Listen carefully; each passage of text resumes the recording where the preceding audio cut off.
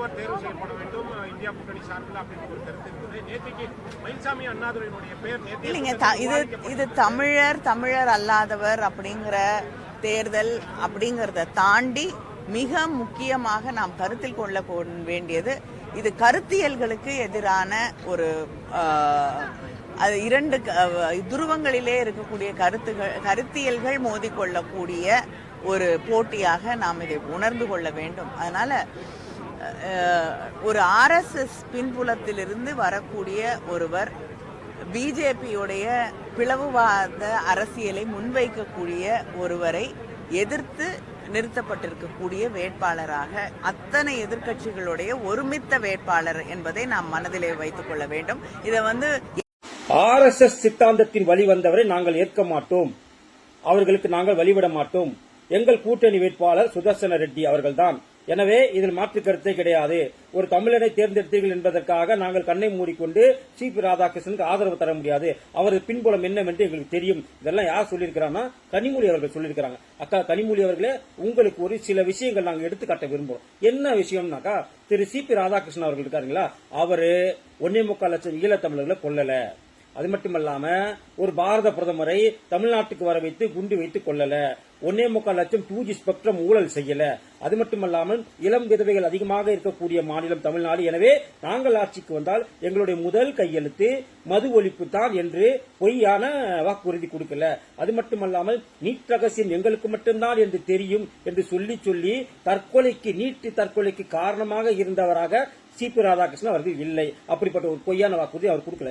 இப்படி அவர் எந்த வாக்குறுதியுமே உங்களை போல கொடுக்கவில்லையே, உங்களை போல செய்யாத பட்சத்தில் எப்படி அவரை நீங்கள் சித்தாந்த ரீதியாக நீங்கள் எதிர்க்க முடியும்? அது மட்டுமல்லாமல் RSS என்ற ஒரு அமைப்பை ஜவஹர்லால் நேரு அவர்களே சீனா யுத்தத்தில் உங்கள் உதவி எங்களுக்கு தேவை என்று சொன்னவர் அப்போது இருந்த ஜவஹர்லால் நேரு, காங்கிரஸை சார்ந்தவர். அது மட்டுமல்லாமல் உங்கள் தந்தையும் சரி, இந்திரா காந்தியும் சரி, RSS போன்ற ஒரு கட்டுக்கோப்பான அமைப்பை பார்த்ததே இல்லை என்று புகழாரம் சூட்டியவர்கள் உங்கள் தந்தையும் இந்திரா காந்தியும். அதை விட ஒரு மேலே ஒரு படிப்போய் உங்கள் கூட்டணியை சார்ந்த தொல் திருமாவளவன் அவர்கள் RSS மிகவும் பயங்கரமாக புகழ்ந்திருக்கிறார். என்னன்னு, RSS உள்ளவர்கள் சித்தாந்தவாதிகள், அவர்கள் கொண்ட கொள்கையில் மாற்றம் இல்லாதவர்கள், அவர்கள் புகழ் விரும்ப மாட்டார்கள், பணம் விரும்ப மாட்டார்கள், அவர்கள் போட்டோ வர வேண்டும் என்று நினைக்க மாட்டார்கள். பிரம்மச்சாரியாக 13,000 பேர் வேலை செய்கிறார்கள், அவர்களுடைய தியாகம் யாருக்குமே வராது என்றெல்லாம் RSS புகழ்ந்து பேசியவர் யார்? உங்கள் கூட்டணி இருக்கக்கூடிய திருமாவளவன். இப்படி இருக்கும்போது நீங்கள் RSS சித்தாந்தத்தை ஏற்றுக்கொள்ள மாட்டீங்கன்னு சொன்னா என்ன அர்த்தம்?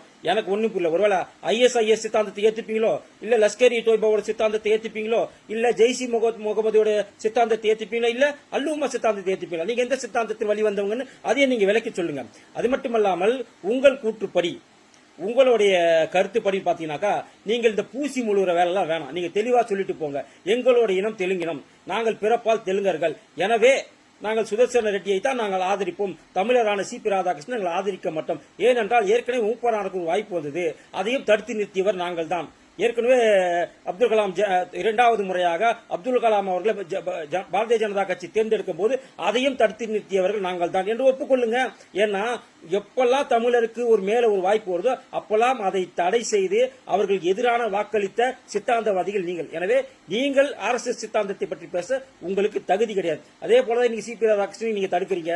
ஆக மொத்தத்தில் நீங்க தெளிவா சொல்லிடுங்க, நாங்க தமிழர்களுக்கு நல்லது செய்ய மாட்டோம், தமிழ்நாட்டுக்கு நல்லது செய்ய மாட்டோம், பிறப்பால் நாங்கள் தெலுங்கர்கள். எனவே நாங்கள் சுதர்சன ரெட்டிக்கு தான் நாங்கள் ஆதரவு தருவோம். ஏன்னா அவரும் தெலுங்கு, நாங்களும் தெலுங்குன்னு ஓப்பனா சொல்லிட்டு போங்க. அதாவது இந்தியாவில் தமிழர் மட்டும்தான் துணை ஜனாதிபதியாக வரணும் அவசியம் கிடையாது, யார் வேண்டுமானாலும் வரலாம். ஆனால் வாய்ப்பு வரும்போது அந்தந்த மாநிலத்தை சார்ந்தவர்கள், அந்தந்த மாநிலத்தை சார்ந்த அதிகாரிகள், அந்தந்த மாநிலத்தை சார்ந்த மக்கள் பிரதிநிதிகள் ஆதரவு தெரிவிக்கணும். ஆனா ஒரு தமிழ்நாட்டை சேர்ந்தவர் நிற்கும் போது நீங்க அவ்வளவு ஆதரவு தெரிவிக்கலன்னு சொன்னா இதை விட கேவலமான ஒரு செயல் இருக்காது. அதனால நீங்க ஓப்பனா ஒரு அஜெண்டாவை நீங்க சொல்லிடுங்க. என்னன்னு, நாங்கள் தெலுங்கர்கள் தமிழர்கள் ஆதரவு தர மாட்டோம், தெலுங்கரான சுதர்சன ரெட்டிக்கு தான் நீங்கள் ஆதரவு என்று நீங்களும் உங்கள் அண்ணனும் தெளிவாக ஒரு அறிக்கை விட்டு விட்டாக்கா வேலை முடிஞ்சது. எதுக்கு சித்தாந்தம் அந்த இந்த அந்தன்னு குட்டையை போட்டு குழப்பிட்டே இருக்கீங்க கனிமொழி அவர்களே?